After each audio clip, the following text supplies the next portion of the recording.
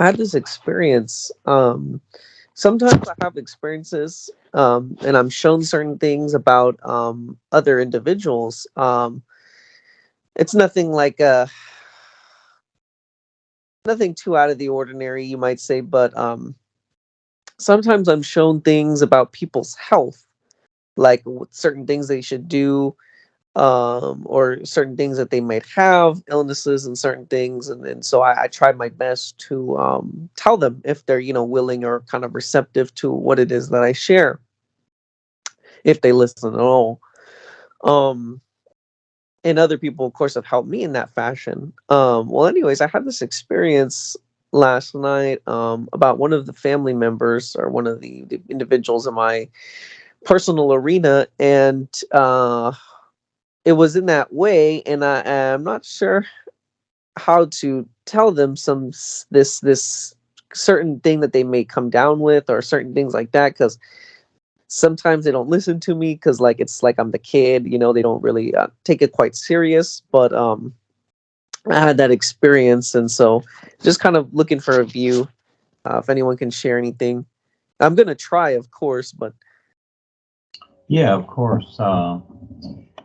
Well, that's the way I'm seen too. It's like so much of the time, it's kind of like, do you really know what you're doing? And so I'm viewed like that also. No matter what I've done or show people or whatever, yeah, they don't get it. Even the new presentation here and everybody involved, does everybody realize what it's taken to make this possible to become aware of it? How many people really focus on that? Because I constantly looked over what Paul did, and he went through a tremendous lot. We all do, to make something that people actually become aware of that relates to something real. See? And so that's a big step. And look at all the, again, I use that in card what Paul created, and it was great. His books are wonderful, but you know what? It's just words, and they all go nowhere because everybody has agreed to be literal with them. That's it. And thinking that, oh, I'm spiritual. They use that idea. I'm spiritual, so it's all taken care of. Harry takes care of it, whatever. The whole programming system of it. At first it's something, but then it becomes agreed upon programming that we just all agree to. So, yeah, this is the big challenge. I know, I get it too. And a lot of times I just say whatever because it's like, well, I'm just going to say it however it is. And just like what I write in the groups and what have you, I'm just going to tell the world because, they really only have so much time and then they got nothing. So whether it shocks them or they don't like it, etc., fine. A long time ago, I wrote many groups, and one of them was, we bother everybody. And that's true. We do. And just, I work off of many times what I see. And in the Facebook, there was a chat. A person wrote big little letters, 3 letters, all this up and down stuff. And I've seen this before. It's like, what does all this mean? Why do you write like this? So I'm writing another group about the new language. In other words, most people, because they've been literalized and brought up a particular way, I know it's a challenge, they want to see things according to how they've been taught and raised and indoctrinated. That's how they want to see it. This is the big challenge to get through. And this is really what has not been confronted. Because people just think that, well, whatever I pick up in the system, whatever knowledge I get, okay, this is how it is. But it's just words moving around. That's not how it is. Unless we can utilize it as a real reference. In other words, it's not that it has to reference the true reality, but it's something we see that doesn't reference it. We need that also. So, yeah, the challenge always exists, Jeremy, and it will always exist here. And Paul went through the same thing. I remember when Paul was in one of his tapes, he was on stage and with Millie Moore, one of his first students at the time. And it's funny that when Paul first did his first lecture in public, 3 people showed up. He expected a lot more, but he goes, okay, I'll do it anyhow. And when I did my first one, it's 3 people. 3 people showed up. And it was in Huntington Beach at a little community center. I don't know where Paul did his, I forget now, but the same idea. He was expecting hundreds of people. No, because it's of a particular. So, this is where you, when I am going to talk to people or whatever, sometimes I'll just say it like it is, or I will objectively look at the situation. I do that anyhow and put it together, and what is the best idea and from what angle to present them something, etc. So again, and I've talked to Val a lot, to where he usually goes to sleep when I'm here or whatever, but the idea is carry a question with you. So when you're confronting situations where people ask you something, kind of look at the idea of, lawyers do this too. They divert things, but we're trying to help people get to something more than just what they're thinking. So have a question ready, and something like, if they ask you like what you're doing with the new presentation, just something for fun, like, you really want to know? See, there's a question. You're answering a question with a question, and that bothers people. And so what you're getting is, you want to see if they really want to know, or they're just asking. Because when I was in Eckankar, people would ask, or even this, they'd ask, well, what is this? And I tell them, and then you know what? All of a sudden they're talking about something else. Oh, look out there. I see a hummingbird, flying alongside the car here. All of a sudden they change the subject. That tells you they're not really listening, are they? So to get their attention and to really have a real communication with people, that's a toughie. Yeah, that's a toughie. But I like the adventure of what I'm doing with the world and the funding, whatever. Boy, I've meeting interesting people. And what you find out is that basically they're all full of baloney, and they don't know what they're doing here. They tell you they have great jobs, they do this or that, but like Seinfeld, they're just making things up. Even though they have the job or whatever, it's all baloney. Where does it go to? They don't know what they're doing. They don't know what they're doing here. So telling somebody something that makes sense with real survival and the all-natural environment relating to that, that is a challenge. But step by step, as you really want to learn, you learn to see, the silence of life. The reality of life is the silence. And actually, it's all there. It all is. It's all in the silence. It's not in words. It's learning to see the silence. It's like learning to see the air. With your physical eyes, you cannot see the air. I was telling Ava this morning. So, but you learn to see the air because you know it's there. That's the real seeing. Not with your eyes like, oh, I can't see the air. And an example is when you see smoke, people are thinking that, oh, gee, the air is smoky or the air stinks or whatever. It's not the air that's smoky. It's not the air that stinks. That's something in the air.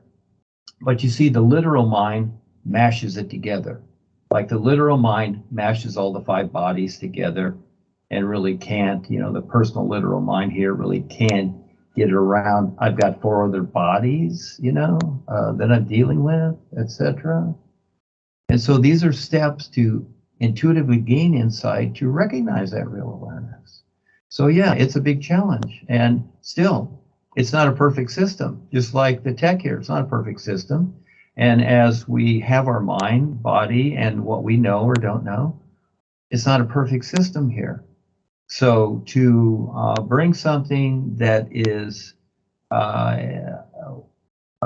in reference to the true reality here, you create something the best you can because it's not a perfect system. And then when you deliver it, just like a waiter delivering food in the restaurant, puts it down there and, the person goes, oh boy, this looks great, and bites into it. It's like, oh gee, this is awful, or it's cold. So it's not what you think. And so there's the challenge. It's learning to see their literalized mind, their rational mind, and how they see things, and then to best relate in some way, to how to creatively do that. And this is what the boys do when they're talking to you. And lots of times they talk to us like, we're the babies, because we are. I'm the little kid too. And that's how it is. And that's okay. I'm not interested in being the big strong guy or, whatever. That's why. What is that? It's this, we're beings of light, just like the air, what we are. But the fun part is, and that's why I write a lot, because I like to explain this and to see who will show up from that and to see if they will take on the challenge to wake up and become more aware. So it's a huge challenge to do that. And yes, it doesn't matter if it's relatives or not. There's an old saying, familiarity breeds contempt. That's along the lines of relationships. The more familiar are you with people, the more usually contemptible things get. This is where the drama starts. And so, but when you meet somebody new, it's like, this guy's a neat guy, whatever. But as you get to know them, are they really that? Yeah, not so. It's like a lot of people that vote for the politicians. They think, he said those wonderful words. I love him already. But as you get to know him, you see that it's not so. So it's very interesting, our experience here. And there's always a lot more to it. But you decide how you're going to tune it. And you and the others are the newer generation. See, I'm kind of the older generation, not in my being so much, but in my relationship to the physical realm. And you are the new kids on the block, and that's why they relate to you, and especially Kelsey and others, and they do. And many of the people some of the people that Kelsey knew, even her parents, whatever, they're disturbed by her. They still think something's supposedly wrong with her, but she's more aware, and she decides her challenge with all this. And me too. The family members, the daughter, the brothers, the ex-wife, whatever, all these people, they have their own ideas about it, but it's their literal mind ideas. And at a certain point, I told them they see what I'm doing, but they really don't see it. They really don't see what's real. And that part, boy, that takes a lot. Look at yourself and your journey through your life so far, and you're young. And so you get to the point where you realize, wow, I really know nothing at all. I've got to constantly see what else I can know. So this is an interesting position, but those that go through, especially schooling and get degrees and whatever, they become the know-it-alls, and they're set. They basically set themselves up, and anything else they're not interested in. So again, you got barriers, you got challenges, family members, because again, when you're really trying to convince them, and I'm totally detached from my daughter and all these other people, but when you're emotionally attached, you're going to try and convince them. And see, they will, for the most part, because they know you, they will resist. Yeah, because they already know you. They already see what you're doing, and they don't understand it. So, you're like an alien from outer space. So is there a way that you can trick them into being wonderful? Is there a way that you can do that? If not, it takes time, but basically that's what the boys do, Rebus, are, and that they trick you into being wonderful. And it takes a lot. You got to be more than a magician to get people's attention, to have them see something more. And even then, 90% of the time or more, they'll back off and they'll just leave. So yeah, the journey, that's where it becomes alone, but you're not alone. Now you're becoming with all life. This is what's so cool. This is the best part. And at the same time, you can creatively play in creation and have fun waking up others, because you see that wake up is so important, like a newborn baby, to see others become aware and really eventually learn to recognize what's going on realistically. And there's just a few of us. And so that's why I'm always grateful. I'm always sincerely grateful and humbled by the fact that as people step up and they start to see it, it's just so cool. That's what I live for. There's no me. There's only all life, and that's what I see. So yeah, the challenge is there, young man, and you're going through it, and you're doing great. Everybody that stepped up, you're doing fine. Just keep going. So does that kind of give you an idea, Jeremy? Yes, it does. It really does. And there was a lot of good hints in there. Thank you for all of that. because then, and the real reason, or the one of the reasons that I asked about it in the first place, because I've tried, and people, again, like you say, they consider you something different. That you're not something that they understand. So then it's just kind of strange. Even when I was kind of being raised and brought up, there was certain attitudes towards, the uncle, because again, he was with the real guides and certain things. And it was just like, oh, well, that's, him and he's off his rocker, basically. And I remember I didn't really understand that all the time. I'd be like, well, because I'd be a little kid and I'd be sitting there looking at him, looking at the cartoons that I used to watch. And then I'd look back at him and he'd smile and I'd be like, well, he seems fine to me. I don't know what they're talking about. But so I now I'm have a different sense of compassion and like recognition, being in the same position as him and just going through these little experiences of where it is a struggle, uh relating to others in trying to get them to see something else, because it's there for them, and you do your best in trying to make these little references that appeal to them, in a sense, because you can't just throw anything at them. They might not even understand or certain things like that. But yeah, like you said, just part of the challenge, and that's what I've been going through lately. So anyways, that was the first little experience. I don't know, Duane, you wanted to comment? Yeah, let me just say that, again, this is why I suggest people write books, because see, I just keep putting it out there. Even I've been on Facebook, as an example, 10 years. And I created all those Lulu, hundreds of those Lulu titles years before, many years before. But we've been on here 10 years, and we've just put it out there. So it's out there, and the boys will lead people to these different things. There's all types of millions and millions, hundreds of millions of people out there that are singing the NUUU that we don't know about, but they don't want to get involved here, you see? And also something fun to do with, again, carry the question. When you see, watch the body language. Always watch the body language. Learn to do this when you watch movies. Watch the body language. Watch the eyes. Watch the expression. You don't even have to know what they're thinking to see what their meaning and intent is, you see. And so, what was I going to say here? Have fun with them, and you can ask them a question like, okay, so you can look at them and see that they don't understand, and it's like, okay, so I kind of get the hint that you don't understand here. I know it's a little funny, and sometimes I feel a little funny about it too. We can both feel funny about it. How do you see that? In other words, you're like saying, okay, you see me as kind of funny and weird. Well, I am kind of funny and weird. Is that okay with you? And what do you see? So in other words, you ask the question in a way to prompt them to say something according to how they see you. You see? So basically, bluntly, it's that, oh, from what you're saying and what I see of you or whatever, you think I'm weird. Well, you know what? I think I'm weird too. I don't think I fit in this world.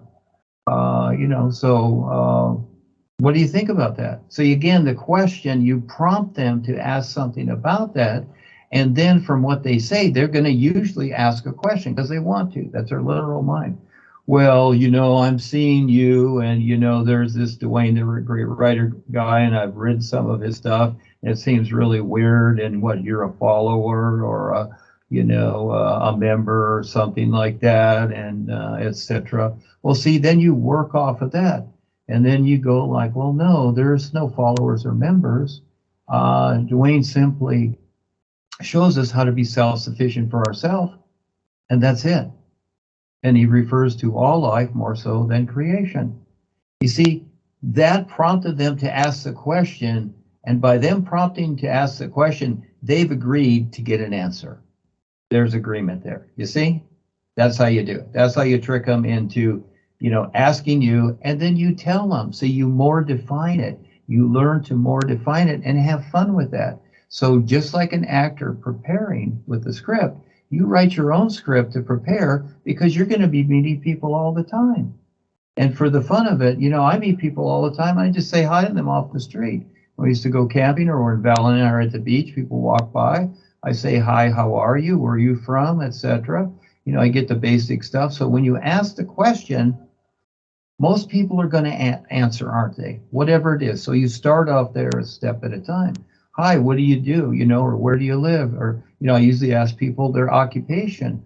Oh, you're a, you know, you're a plumber, or you're a cashier, or whatever. I said, well, I'm a general contractor. I'm here doing self-sufficient communities for the all-natural environment.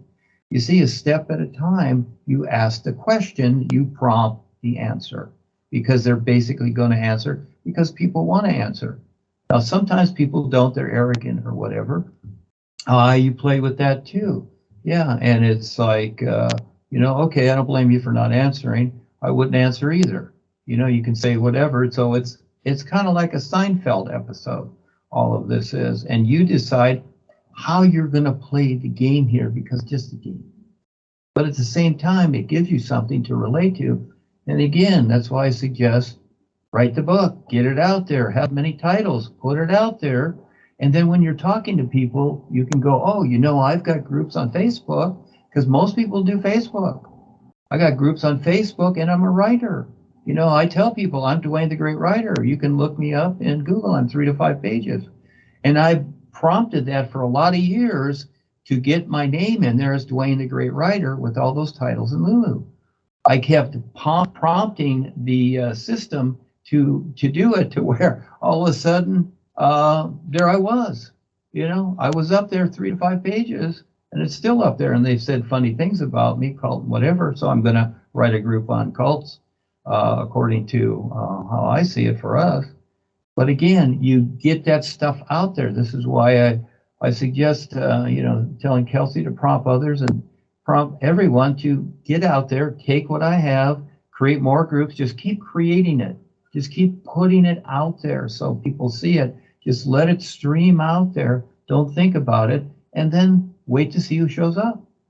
Because somebody will. Somebody's going to show up. They always do. Good, bad, or indifferent. And then take on the challenge.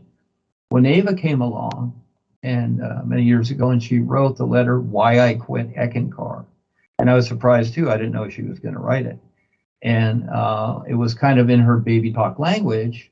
And she gave it to me, and she said, well, can you correct this and whatever? And I looked at it and said, I'm not going to correct it. It's fine the way it is, whether they understand it or not. And that prompted all these higher niches and ACAs to get on Facebook and start rattling our cage for a couple of weeks. So that really got it. We shook the beehive, and it was like they're all buzzing. And so, but now we're just totally strange to them. We're like, you know, we're excommunicated, we're the evil ones, whatever, etc. So you really very seldom hear from them at all. Some people do. But again, when you get that out there as much as possible, you got plenty of free time. When you have that free time, even at work, you can start writing things or whatever. Again, copy my groups, put your name on it, just put it out there and reference whatever. I've got all the information in the groups to contact Kelsey and whatever. We're throwing it all to Kelsey and Val and Kevin and whatever. And if you want to throw your name in there, put it in there too as a reference. Step up, do it. Be real, be bold, because the world's dying and we're trying to help in here. Yeah, go ahead, Jeremy. Thank you for listening. Go ahead. And thank you, Duane. And I wanted to say this little piece here. Usually the question I face a lot is people ask, well, who is Duane? That's what the people always say to me. They're like, well, who is Duane? Because, you know, you talk about the presentation, you say, okay, well, Duane the Great Writer has come forward to share this. And they say, well, who the heck is Duane? That's always what I get. And very simple. I like that. I'm going to cut you off here like that. Just tell them I'm nobody. Yeah, that's all. And that's exactly, that's so funny. That's exactly what I tell them. I tell them, well, I say, well, he's nobody. And they're like, well, what is that? That's basically what they're thinking anyhow. So you can say, like, I don't kind of, or you can ask the question, how do you see him? See? And many times they'll probably say, well, I don't see him as anything. Well, then you can just say, well, there you go. You already know. You see? Let them decide sometimes. Ask the question. So yeah, don't try to explain or justify it, etc. You can say he's the real guide or whatever, but you don't have to say that. Just ask how do you see him from what you read or whatever. You see, because they read something, didn't they? See, so that makes the conversation interesting. And it's so funny because when I say, well, he's nobody, they give me this really cross-eyed kind of, when the dogs turn their head and they kind of look at you funny. That's really the look that I get because they can't. How do they say something in response to that? It's just like a shock for them because then, usually their follow-up is, okay, well, what? So then if he's nobody, then what is the whole thing about? And then it kind of leads into that. And I say, well, it's just a presentation. It's just we're sharing our experiences that we have with Rebazar and the real guidance, and the same thing with Duane. He's just sharing his experiences that he's had with Rebazar, and this is for all of us. This is for you and me. So I always try to simplify it, but I always laugh at that question. It's like, well, who's Duane? And I always just tell him the same thing. He's nobody. That's it. That's all I say. Yeah, So no, that's good. There was a Seinfeld episode where maybe you saw it. We always crack up at it, Val and I, where he's asked by NBC to do a pilot. I mean, he's in the show. He's just a person. He's a comedy. He's a comedy routiner. But then he's asked. Then some people from NBC saw his one of his acts and said, "Oh, we'd like to possibly make a pilot." So that's in the show. That's in the Seinfeld show. And so they go to the office, and George, his buddy, his knucklehead buddy, says, "Okay." He tells him, "Okay," and the head guy at NBC says, "Well, what's the show about?" And George says, "It's about nothing." And he says, "Well, I don't quite understand that." Well, it's about nothing. It's about, it's like you just live your daily life and you do whatever, just like what you're doing every day. He's asking the head guy, "What do you do when you start your day?" He goes, "Well, I get up and brush my teeth, get dressed, come to the office." And George goes, "Yeah, that's it. It's about nothing." Because everybody watches TV and it's all about nothing. It's really kind of funny. But then Jerry comes in, and because he's sitting beside George there, and says, "Well, things happen while you're coming to work or whatever. Maybe you run over someone at the crosswalk and they're okay, and you fall in love, or whatever the Seinfeld episodes are, and you get these many views. But basically, realistically, yes, what we've created and present is really about nothing. That is in reference to here. So you finish the sentence, but again, you have fun playing with this, and what you just said was cool, because really I point everybody to Rebazar, and down here, the old story, and you can accept it or not, it doesn't really matter. Rebazar is born in the Himalayas. Well, the new story is Rebazar is born in Mexico. So, he could be born anywhere. So he's going to be born in the Mexican mountains, and that's the legend I'm going to write in the newspaper. And so referring to the Mexicans because he looks Mexican. And so I want to create that reference. And just like Google, how they change everything and change history and the elites, I can do whatever I want to. So, and the Eckists are going to blah, blah, blah. Well, who cares what they say?